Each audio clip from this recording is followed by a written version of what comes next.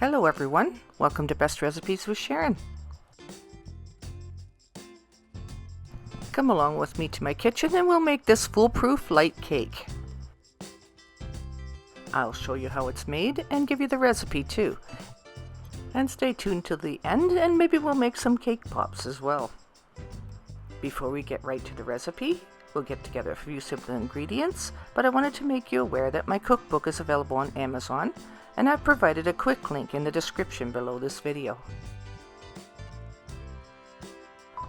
Without further ado, let's get right to today's recipe.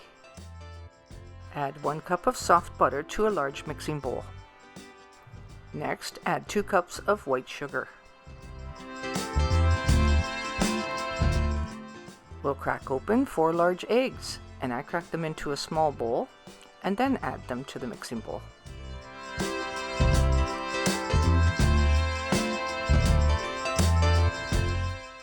Then beat these ingredients until they're well combined. Now add 1 teaspoon of pure vanilla and mix that in.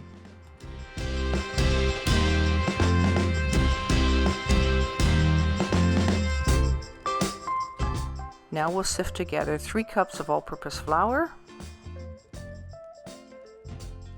2 teaspoons of cream of tartar,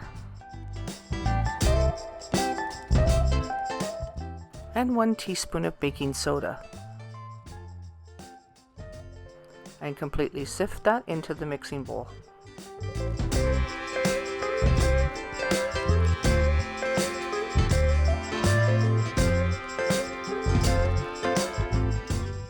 And finally, add 1 cup of milk.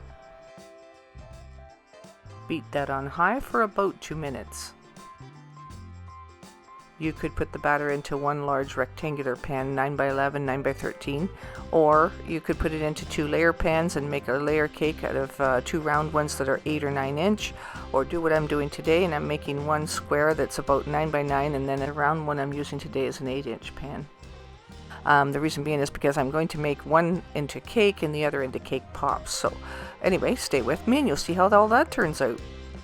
Now the cake pans that I'm using today will probably take about 25 minutes in the oven, but if you're using different size cake pans, the time will vary, of course. So you'll put it in a preheated oven at 350 degrees Fahrenheit.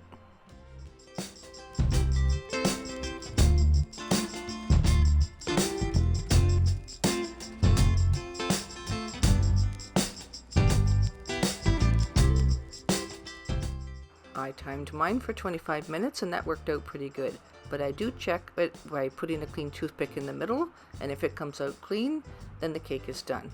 It's always good to not over bake it, but you got to be careful that you don't under bake a cake as well, so it's always good to double check.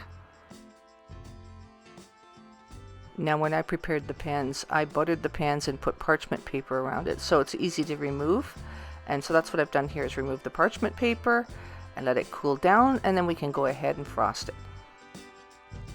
So I'm going to do something totally different today. I'm going to frost half the cake with chocolate and the other half with vanilla frosting.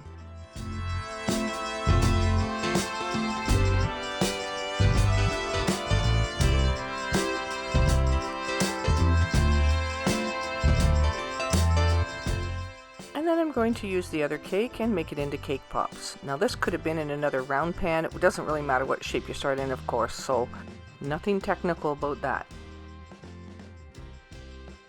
So I'm just going to go ahead and crumble the cake into mixing bowls.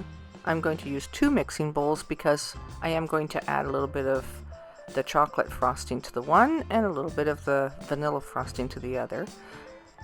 And when you do that, like I'm using a 9x9 inch pan of cake, which I did half of the batter in this one, so about 2 to 3 tablespoons of the frosting in each of them. So if you were doing a full cake that's a 9x9, you might need up to 5 or 6 tablespoons of frosting, and you can do it all just one frosting if you want. I just preferred to try doing a little bit of both, and just for the fun of it. Now the cake pops in the vanilla one will turn out looking white inside, or light colored, and then of course the other one will look like it's chocolate, and it just gives a little different effect.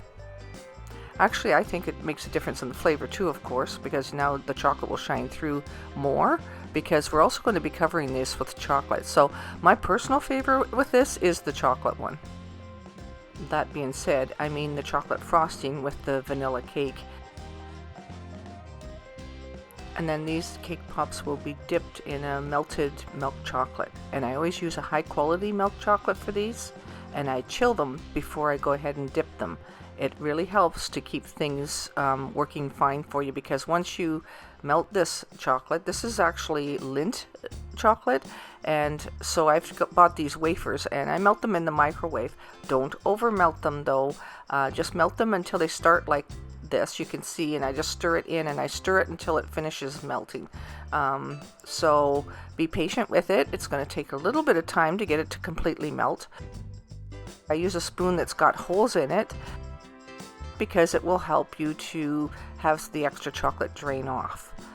And because these are chilled, they will set much faster for you as well. You can leave these just like they are, or you can insert a stick in them and make them actually into the cake pops that everybody talks about. And if you do that, then it helps to have some styrofoam, and you can insert the sticks into the styrofoam, and it's just a helpful thing if you're going to be making the actual cake pops themselves.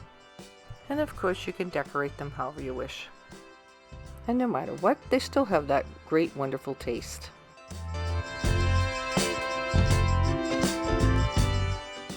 Now let's go ahead and cut into the cake and see how that looks inside. I don't know about you, but who doesn't love cake?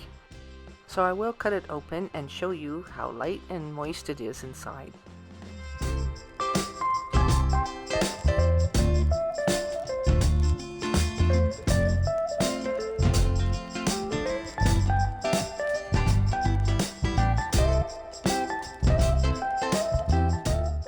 Ready? Now we're going to go ahead and check this out. Now doesn't that look good? And who wouldn't want a piece of that, right? This really is a foolproof cake, and it's easy to make. Anybody can make it, so. And here's a few little serving ideas. Just helps to make things look a little more interesting. Okay, so this tastes every bit as good as it looks too, so I wanted to tell you that. But anyways, I hope you enjoyed today's recipe. Thank you so much for watching Best Recipes with Sharon, and until next time, happy eating. Don't forget to leave a comment in the comment section and give this video a thumbs up. And now go make some.